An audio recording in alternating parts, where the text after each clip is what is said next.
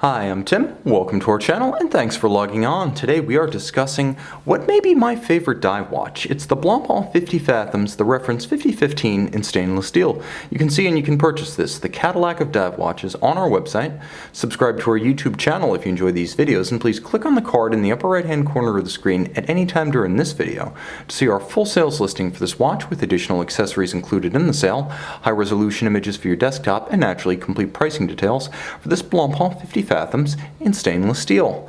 Anti-magnetic, 300 meters, stainless steel, sapphire bezel, 5-day power reserve, free sprung balance, tough as nails, and a modern watch in the tradition of an all-time great. This watch is simply laden with superlatives. This is an easy watch to talk up because frankly, I'm in love with it myself, and I'm just going to convey what I'm feeling.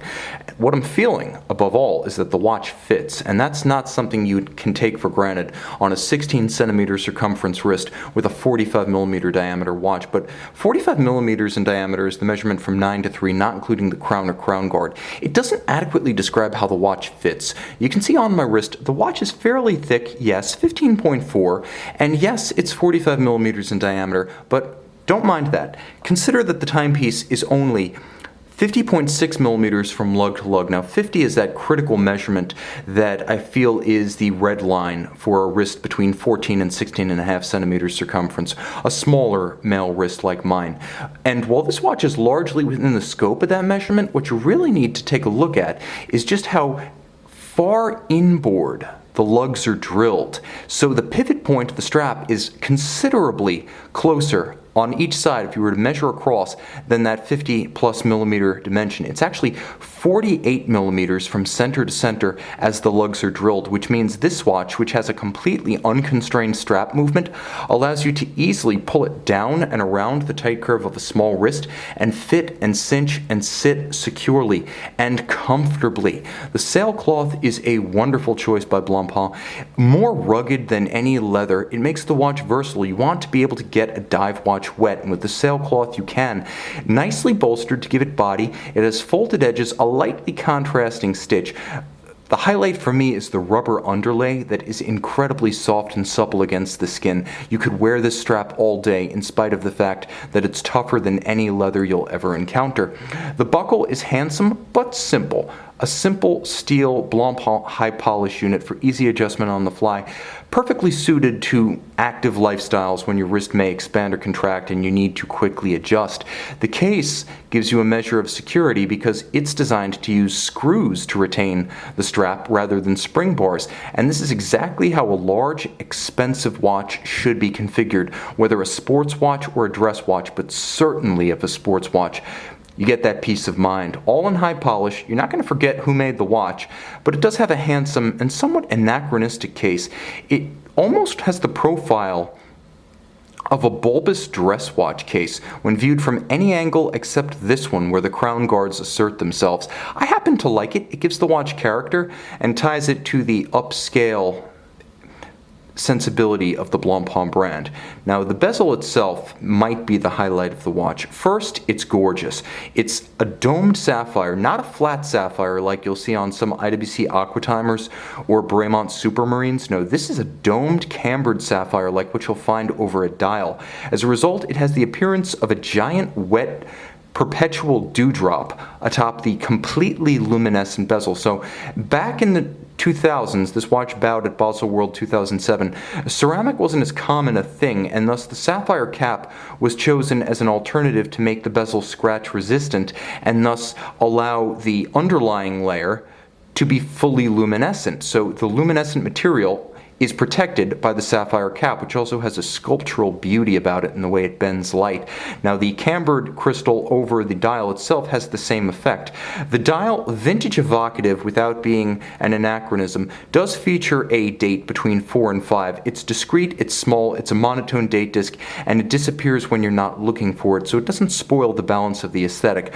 By locating the date between 4 and 5, Blancpain also allowed the classical quarter Arabic array to be used, and everything you see, the numerals as well as the indices and the hands at center, are white gold, high polish, and hand applied. The dial base itself has a cut that distinguishes between the hour track and the center dial. You can see they're on slightly different planes.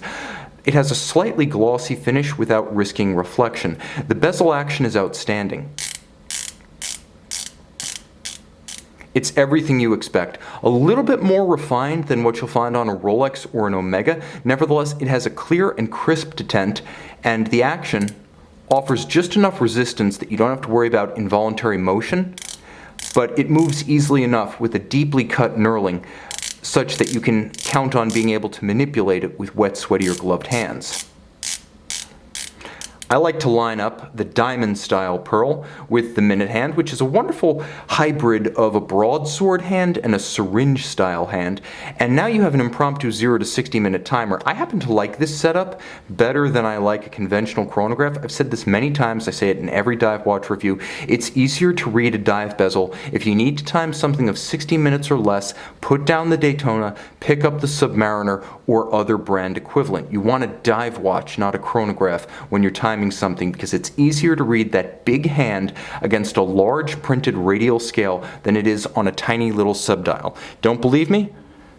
Quick. How many minutes elapsed on that Daytona?